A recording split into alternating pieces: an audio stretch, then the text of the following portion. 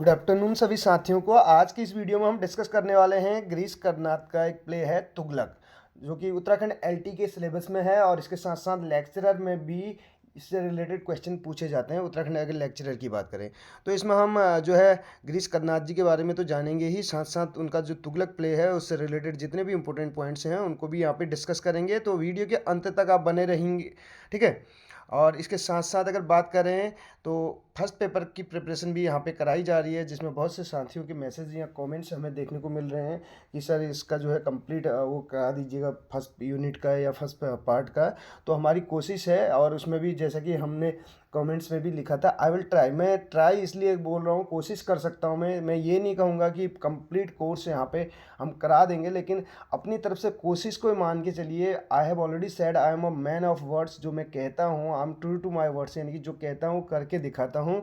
तो इसके लिए आपके सहयोग की आवश्यकता है। आप लोग सभी भली भांति परिचित हैं, इससे पहले की वीडियोज़ में भी मैंने जैसे कि बताया हुआ है, ऑफलाइन क्लासेस में थोड़ा सा व्यस्त रहते हैं, लेकिन उसके बावजूद उत्तराखंड एलटी के साथ कोई भी कॉम्प्रोमाइज़ नहीं किया जाएगा।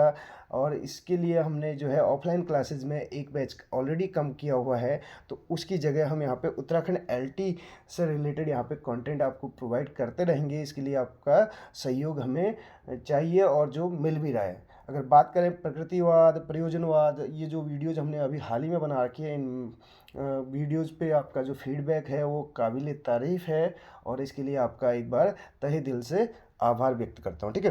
तो इसमें देख सकते हैं गिरीश कर्नाड के अगर बारे में बात करें तो इनका जन्म कब हो रखा है। इनका जन्म हो रखा है 19 मई 1938 को हो रखा है। 1938 को आप कैसे याद रखेंगे? 1938 को आपको याद रखना है, द्वितीय विश्व युद्ध शुरू होता है 1939 में, ठीक है। 1939 में द्वितीय विश्व युद्ध की शुरुआत होती है, तो उससे एक साल पहले आपको याद रखना है गिरीश कर्नाड जी का जन्म हो रखा है।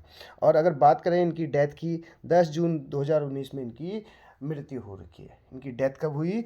10 जून 2019 में। तो 1938 से लेकर 2019 इनका लाइफ स्पेन है। वॉज एन इंडियन एक्टर, एक Indian actor, film director, Kannada writer. कौन से राइटर हैं? कन्नड़ में ये लिखा करते थे, ठीक है। प्ले राइट भी हैं इसके साथ साथ।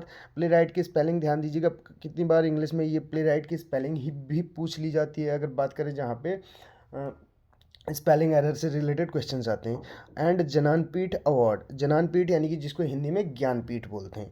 Who predominantly worked in Kannada, Kannada में काम कर रखा है। तमिल, हिंदी, तमिल, तेलुगु, मलयालम एंड मराठी फिल्म्स में इन्होंने काम किया हो। He his rise as a playwright in the 1960s।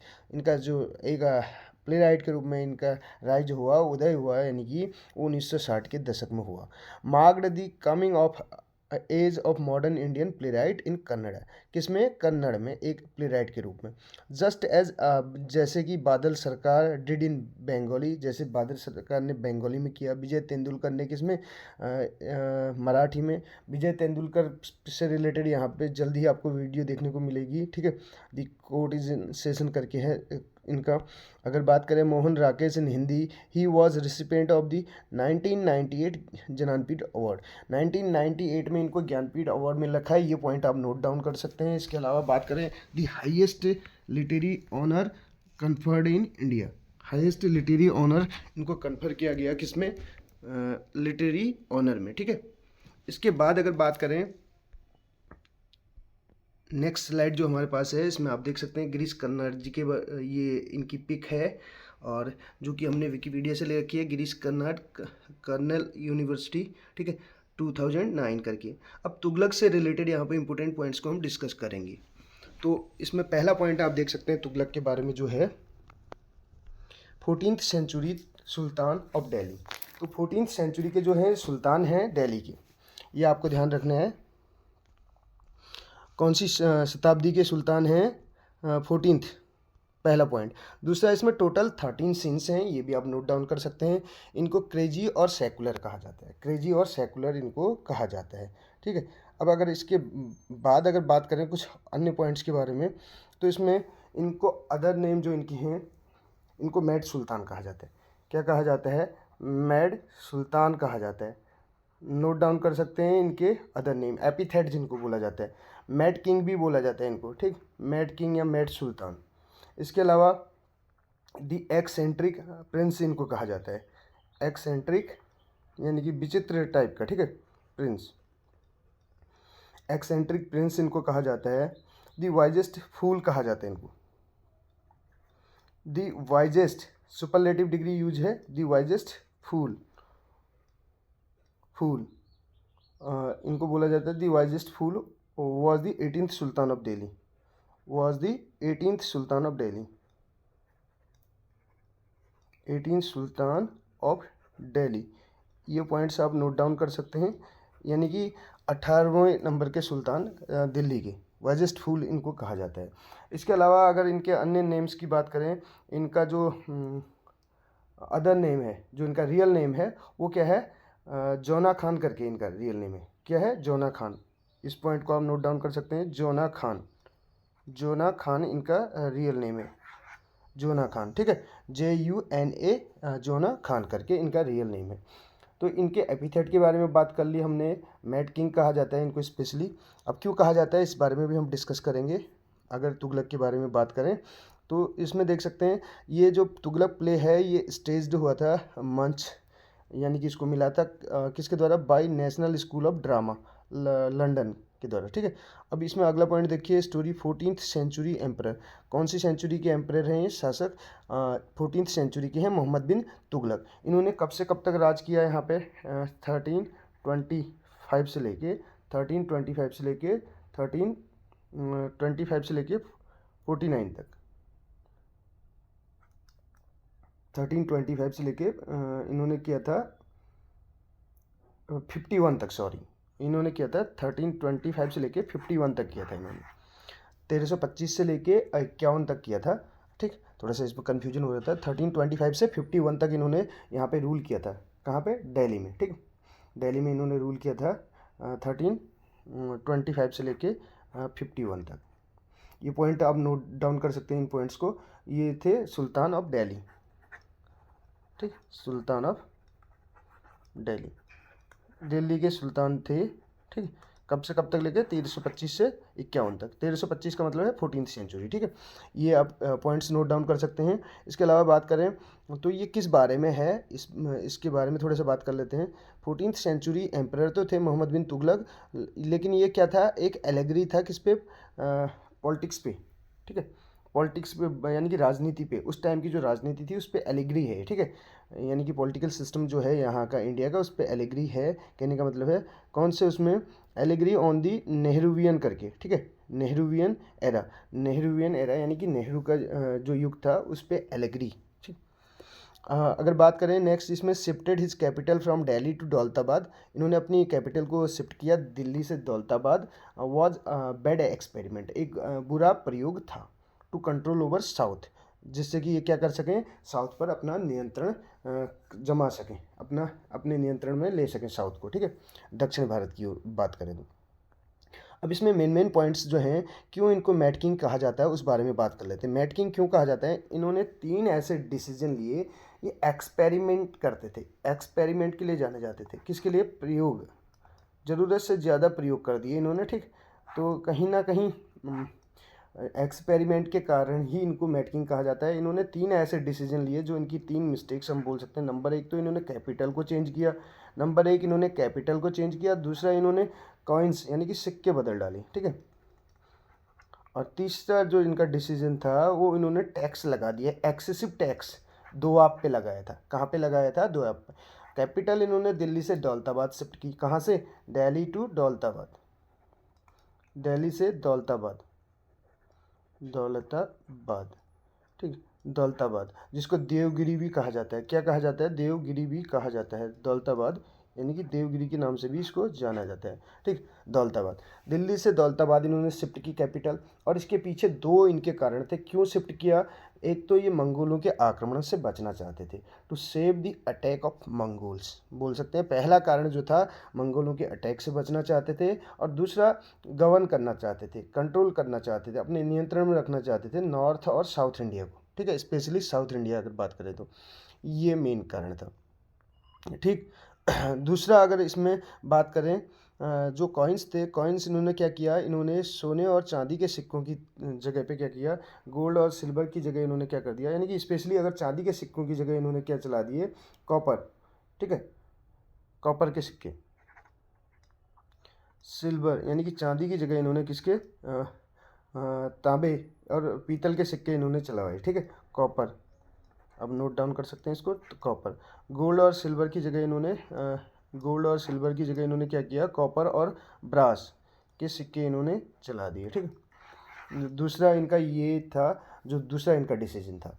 तीसरा इन्होंने जो किया वो टैक्स लगा दिया। टैक्स कहाँ पे लगाया, दोआब पे लगाया, जो कि गंगा और यमुना नदी के बीच का जो क्षेत्र बोल सकते हैं, गंगा और यमुना के बीच का क्षेत्र, जिसको दोआब, ठीक है, दोआब के नाम से जाना जाता है। वहाँ पे वो ज़मीन जो थी, लैंड वहाँ पे फर्टाइल थी बहुत, यानी कि अच्छी पैदावार वहाँ पे होती थी, अच्छी फसल वहाँ पे होती थी। और तो वहाँ पे जो किसान काम कर रहे थे वो जो है बहुत अच्छे, यानी कि अमीर थे, रिच थे, कहने का मतलब है। तो अच्छी खासी पैदावार वहाँ पे होती थी। और इन्होंने क्या किया, वहाँ पे एक एक्सेसिव टैक्स लगा दिया, ज़रूरत से ज़्यादा बोल सकते हैं जिसको, ठीक है। कर इन्होंने वसूल करने की कोशिश की, ठीक, जिसके कारण वहाँ के किसानों ने वो जो है खेती करना बंद कर दिया। और ये इसका अगर बात करें तो इसके कारण अकाल भुखमरी की स्थिति पैदा होने लगी, जिसके लिए बाद में किसको जिम्मेदार माना गया, तुगलक को, मोहम्मद बिन तुगलक को माना गया, ठीक है। हम बात कर रहे हैं मोहम्मद बिन तुगलक 14वीं सेंचुरी के सुल्तान की। मैड किंग क्यों कहा जाता है, ठीक। अब इसके बाद बात करें, इसमें आप देख सकते हैं जो करेक्टर्स है हमारे पास, इसमें अजीज़ क्या करता है, try to change his name, अपना नाम बदलने की कोशिश करता है। विष्णु प्रसाद रख देता है एक ब्राह्मण के रूप में, डिस्गाइज करता है, कहने का मतलब डिस्गाइज करना, वेश बदलना। दूसरा Aazam pretended to be an Indian priest, ठीक। नेक्स्ट देखिए, इसमें थोड़ा सा इसमें ये जो पॉइंट्स हैं ये हमने पहले अपने नोट्स थे उसमें थोड़ा इसमें चेंज आपको देखने को मिलेगा। हमने विकिपीडिया से भी ले रखा है करेक्टर की लिस्ट, तो हम उसको डायरेक्ट वो कर लेते हैं।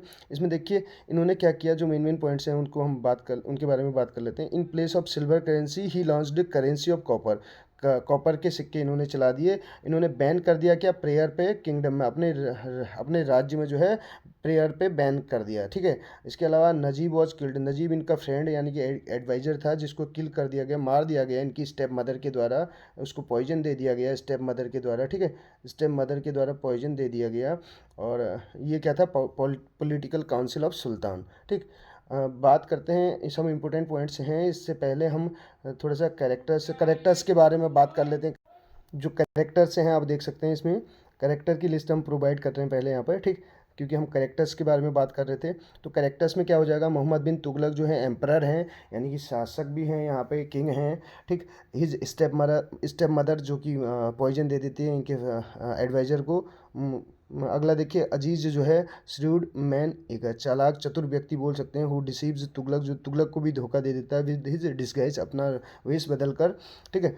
आजम क्या होता है, friend of Aziz and his partner, Aazam जो है अजीज़ का फ्रेंड होता है। और नजीब क्या होता है, an adviser and confidant of Tughlaq, ठीक है।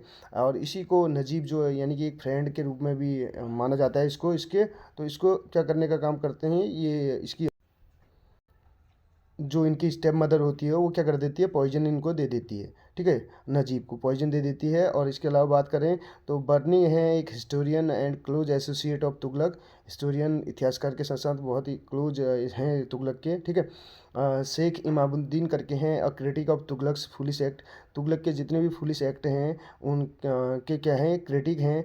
सियाबुद्दीन हैं, शेख शमसुद्दीन करके हैं, एन उल मुल्क करके an old friend of Tughlaq, who एक ओल्ड फ्रेंड है तुगलक के, who letter turned into an enemy, जो बाद में इनके शत्रु बन जाते हैं, ठीक है। रतन सिंह है, अडॉप्टेड ब्रदर ऑफ शिहाबुद्दीन करके, Ghiyasuddin Abbasid, descendant of caliph Abbasid and guest of honour of Tughlaq, ठीक।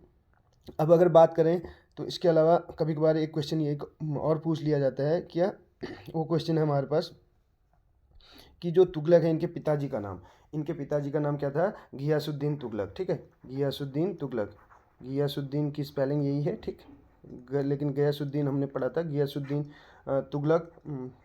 तुगलक की स्पेलिंग ये है, घियासुद्दीन तुगलक। और इनके सबसे एल्डेस्ट सन, यानी कि एल्डेस्ट सन होता है, द एल्डेस्ट सन कौन होते हैं, एल्डेस्ट सन जो है मोहम्मद बिन तुगलक यानी कि जौना खान, ठीक है, जौना खान। मोहम्मद बिन तुगलक इनके एल्डेस्ट सन होते हैं, ठीक, गियासुद्दीन तुगलक। और तुगलक की अगर बात करें, तुगलक जो है इससे रिलेटेड कुछ इंपॉर्टेंट पॉइंट और डिस्कस करें तो तुगलक बोल सकते हैं is a 1964 Indian Kannada language play. ये इंडियन कन्नड़ लैंग्वेज में लिखा गया एक 1964 में ये एक प्ले है। क्या तुगलक की बात कर रहे हैं। तुगलक जो है 1964 में लिखा गया है, कन्नड़ लैंग्वेज में लिखा गया, ठीक है, एक प्ले गिरीश कर्नाड के द्वारा। और इसको बाद में इट वाज फर्स्ट स्टेज इन 1966। इसको पहली बार मंच पे वो किया गया 1966 में एज अ स्टूडेंट प्रोडक्शन के रूप में, जिसमें बोल सकते हैं नेशनल स्कूल ऑफ ड्रामा के द्वारा। किसके द्वारा? Student production at national school of drama, जो हम ऑलरेडी डिस्कस कर चुके हैं। इसके अलावा बात करें कुछ और अदर पॉइंट्स के बारे में, 13 सीन हमने इसमें बता दिए, टोटल 13 इसमें सीन हैं। और जो है तुगलक एक क्या थे? आइडियलिस्ट थे। He wanted Hindu Muslim unity. ये क्या चाहते थे? हिंदू मुस्लिम की यूनिटी चाहते थे, एकता चाहते थे। एक आदर्शवादी यानी कि idealist, was an idealist and he wanted to Hindu Muslim unity. एक सेकुलर थे, कहने का मतलब ये सेकुलर वर्ड इनके लिए यूज किया जाता है। तो ये मेन पॉइंट्स हमने डिस्कस किए। अब हम बात करेंगे आगे जो मेन अदर पॉइंट्स हैं। इसके कैरेक्टर के बारे में हमने बात कर ली। गिरीश कर्नाड के बारे में हम अन्य जो इनके इंपॉर्टेंट पॉइंट्स हैं इनको लास्ट में डिस्कस करेंगे। पहले तुगलक के बारे में बात कर लेते हैं। तुगलक से रिलेटेड आगे देख सकते हैं इसका प्लॉट क्या है। तुगलक का प्लॉट और स्टोरी में क्या अंतर होता है हमने ऑलरेडी बता रखा है। प्लॉट जो है नॉन लीनियर होता है, ये इसका सीक्वेंस कोई फिक्स नहीं होता है, ठीक है, नॉन लीनियर होता है। आगे पीछे इसमें कुछ भी स्टोरी को ऐसे बताया जाता है कि ताकि जो व्यूअर्स हैं तो उन पे सस्पेंस बना रहे और इंटरेस्ट उनका बना रहे। और स्टोरी क्या होती है? स्टोरी लीनियर होती है, एक सीधी सीधी लाइन में चलती है, ठीक है। स्टोरी अगर हम आपको सुना रहे हैं तो आप हो सकता है उसका जल्द ही आगे का भी वो एनालिसिस कर लेंगे, एज्यूम कर लेंगे कि किस प्रकार से स्टोरी आगे बढ़ेगी। लेकिन प्लॉट की अगर बात करें मूवी में, कभी प्रेजेंट कभी पास्ट इस टाइप से दिखाया जाता है कि आप जज नहीं कर पाएंगे कि किस दिशा में आगे बढ़ेगी करके। तो प्लॉट का मतलब षड्यंत्र भी होता है, प्लॉट का मतलब ज़मीन भी होता है, प्लॉट का मतलब एक स्टोरी टाइप की ये है, यानी कि नॉन लीनियर बोलेंगे इसको, ठीक है। अब इसमें देखिए क्या क्या चीज़ें हमें दी हैं प्लॉट में। एज द प्ले ओपन्स, जैसे प्ले स्टार्ट होता है, the reader is introduce to the court of Muhammad bin Tughlaq. Muhammad bin Tughlaq के कोर्ट में इंट्रोड्यूस किया जाता है। और मुस्लिम सुल्तान एम्परर, मुस्लिम सुल्तान है कौन? मोहम्मद बिन तुगलक, ठीक। Tughlaq declares that he is shifting his capital from Delhi to Daulatabad. Tughlaq जो है डिक्लेयर कर देते हैं कि घोषणा कर देते हैं कि वो अपनी राजधानी को जो है दिल्ली से दौलताबाद शिफ्ट करने वाले हैं। Also known as Devagiri. Daulatabad को किस नाम से जाना जाता है? देवगिरी के नाम से। Daulatabad is the south India. और दौलताबाद कहाँ है? इज़ इन साउथ इंडिया, यानी कि दक्षिण भारत में है।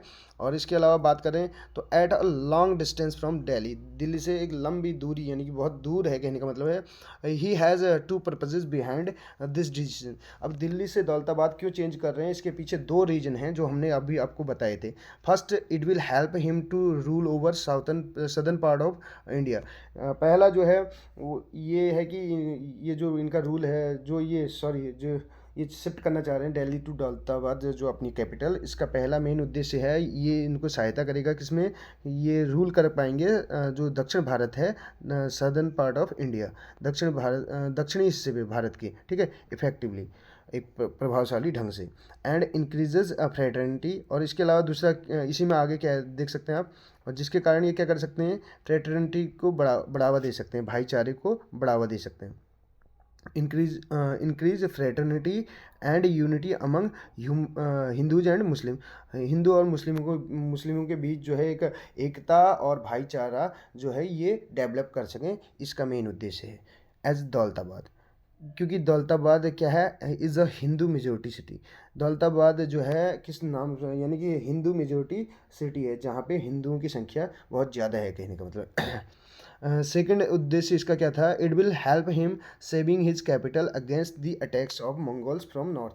और दूसरा ये इनको हेल्प करेगा, सहायता करेगा, सेविंग हिज कैपिटल, अपनी कैपिटल को, अपनी राजधानी को सुरक्षित रखने में। किसके अटैक से? किसके आक्रमण से? मंगोलों के आक्रमण से, फ्रॉम द नॉर्थ, उत्तर से जो मंगोलों का आक्रमण हो रहा था उससे अपनी कैपिटल को बचाने में भी इनको इससे हेल्प होगी, इसलिए ये अपनी कैपिटल को शिफ्ट कर देते हैं। आगे देखिए अ मैन नेम्ड, एक आदमी जो है, शॉर्ट में वो करेंगे, इसमें ज़्यादा पूरा प्लॉट हम डिस्कस नहीं करेंगे, मेन पॉइंट जो हमारे एग्जाम के दृष्टि से बेनिफिशियल होंगे उनको ही हम डिस्कस करेंगे। एक आदमी जिसका नाम अजीज है अपीयर्स इन द कोर्ट में उपस्थित होता है, ठीक है। अजीज हैज़ चेंज्ड हिज आइडेंटिटी, अजीज ने अपनी आइडेंटिटी, अपनी पहचान चेंज कर दी होती है from a Muslim to Hindu. Aziz जो है मुस्लिम होता है लेकिन हिंदू के रूप में वो अपना वेश बदल लेता है विद अ डेफिनेट पर्पज, एक उसका निश्चित उद्देश्य होता है। Tughlaq is well known for secularism, क्योंकि तुगलक जो है, अब बात करें, तुगलक जो है सेकुलरिज्म के लिए जाना जाता है और हिंदुओं को ये दिखाना चाहता है कि वो कहीं ना कहीं हिंदुओं के प्रति उसके दिल में बहुत प्रेम है। तो इसलिए आगे देखिए इसमें क्या होता है, डिस्पाइट बीइंग अ मुस्लिम सुल्तान, एक मुस्लिम सुल्तान होने के बावजूद भी Tughlaq shows a great heart towards Hindus, किसके लिए दिखाता है, एक ग्रेट हार्ट दिखाता है, किसके लिए, हिंदूज के लिए, यानी कि कहीं ना कहीं उसके दिल में बहुत जगह है हिंदुओं के लिए, सम्मान है, ठीक है। इसमें आगे देखिए he desires to be seen as an idealist, एक आदर्शवादी राजा के रूप में अपने आप को वो दिखाना चाहता है यहाँ पे, हु वांट्स, जो चाहता है क्या, और unity between Hindus and Muslim की, हिंदू और मुस्लिमों के बीच एकता चाहता है। इन ऑर्डर टू विन, आगे देखिए, hearts of in order to win hearts of Hindus, हिंदुओं के दिलों पे राज करने के लिए वो क्या करना चाहता है, ही फेवर्स, वो फेवर में रहता है हिंदुओं के, मोर इन हिज डिसीजन, जब भी अपने वो डिसीजन लेता है एंड जो भी उसकी अपनी नीतियाँ होती हैं, पॉलिसीज होती हैं। So Aziz takes the name as Vishnu Prasad, Aziz अपना नाम किस रूप में चेंज कर लेता है, विष्णु प्रसाद, एक प्रीस्ट यानी कि एक ब्राह्मण के रूप में, हिंदू ब्राह्मण के रूप में, हिंदू ब्राह्मण, ठीक है।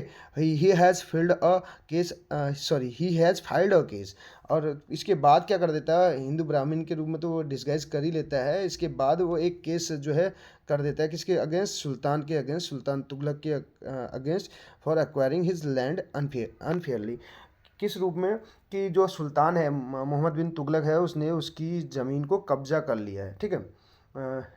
यानी कि उसकी इच्छा के विरुद्ध उस पर कब्जा कर लिया उसने, उसकी ज़मीन पे। He is given a handsome amount, इसके बाद क्या किया जाता है, जब वो केस कर देता है कोर्ट में, तो उसको फिर एक हैंडसम अमाउंट दिया जाता है, 500 दिनार्स दिए जाते हैं उसको, कितने दिनार्स दिए जाते हैं उसको, 500 दिनार्स दिए जाते हैं, इस चीज़ को आप ध्यान दीजिएगा, 500 दिनार्स उसको दिए जाते हैं। आगे देखिए, handsome amount on the name of land acquisition, land acquisition के नाम पे उसको एक हैंडसम अमाउंट दिया जाता है। Later in his court he invites public to get settled in Daulatabad, और बाद में क्या करता है, in his court, later in his court he invites, वो आमंत्रित करता है पब्लिक को to get settled in Daulatabad, Daulatabad में सेटल होने के लिए। He doesn't force the public, और दूसरा अगर बात करें, ये दूसरा ये पॉइंट है, यहाँ से आप ध्यान दीजिएगा, बाद में जो सुल्तान है वो क्या करता है, invites public to get settle Daulatabad, Daulatabad में सेटल होने के लिए पब्लिक को, जब वो दिल्ली से दौलताबाद शिफ्ट कर देता है अपनी कैपिटल को, ठीक है। ही डजेंट फोर्स, वो फोर्स नहीं करता, मजबूर नहीं करता वहाँ की जनता को, but it leaves it up to them, ये उनके ऊपर छोड़ देता है कि वो चाहें तो वहाँ अपने आप को शिफ्ट कर सकते हैं दिल्ली से दौलताबाद, ना चाहें तो वहीं रहें, ठीक है। तो ये मेन पॉइंट्स थे, प्लॉट के बारे में हमने डिस्कस किया। अब बात करेंगे हम ग्रीस कर्नाद के बारे में। ग्रीस कर्नाद जो है कौन, इनके बारे में जो मेन पॉइंट्स हैं उनको हम डिस्कस करने की कोशिश करेंगे। Some important points about Girish Karnad हमने लिखा है, आप ध्यान दीजिएगा। ग्रीस कर्नाद के बारे में इंपॉर्टेंट पॉइंट्स हैं, 4 time received Filmfare award मिल रखा है, 4 बार इनको, ठीक है, for the contribution of south Indian cinema, south Indian cinema में योगदान के लिए इनको 4 बार जो है फिल्म फेयर अवार्ड दिया जाता है। अवार्डेड ज्ञानपीठ अवार्ड इन 1998 में इनको लिटरेचर के लिए ज्ञानपीठ अवार्ड मिलता है। 1994 में इनको साहित्य अकेडमी अवार्ड दिया जाता है, ये पॉइंट ध्यान दीजिएगा, 1994 में, 94 में साहित्य अकेडमी और 98 में ज्ञानपीठ। और इसके अलावा बात करें तो 92 में पद्म भूषण अवार्ड भी इनको दिया जाता है, कन्नड़ साहित्य अकेडमी एंड कन्नड़ साहित्य अकेडमी अवार्ड भी दिया जाता है। 92 में पद्म भूषण और 94 में साहित्य अकेडमी और 98 में इनको दिया जाता है क्या, ज्ञानपीठ अवार्ड। 74 की बात करें तो पद्मश्री अवार्ड इनको दिया जाता है, और 72 की बात करें तो 1972 में संगीत नाटक अकेडमी अवार्ड इनको दिया जाता है ग्रीस कर्नाड को। Composed play for decades, 4 decades, 4 दशकों तक इन्होंने जो है अपने प्ले जो हैं कंपोज किए। After using history and mythology, history का भी यूज किया उसमें, मिथोलॉजी का भी यूज किया, टू टैकल कंटेम्प्रेरी इश्यूज, जिसमें जो समकालीन जितने भी इश्यूज़ थे उनको दिखाया गया है, जितनी भी प्रॉब्लम्स थी, ठीक है। फेमस प्लेज इनके फेमस प्लेज क्या क्या हैं? ययाति है one of the ancestors of Pandavas when he was 23 years old, यानी कि महाभारत पर आधारित है ययाति करके। तुगलक 1964 आप देख सकते हैं, कन्नड़ में लिखा गया प्ले है। हयावदना है 1972, और इसके अलावा ममदाला करके है 1988। नागमंडला करके होगा, ठीक है, ममडाला लिखा है यहाँ पे, नागमंडला करके होगा ये। और इसके अलावा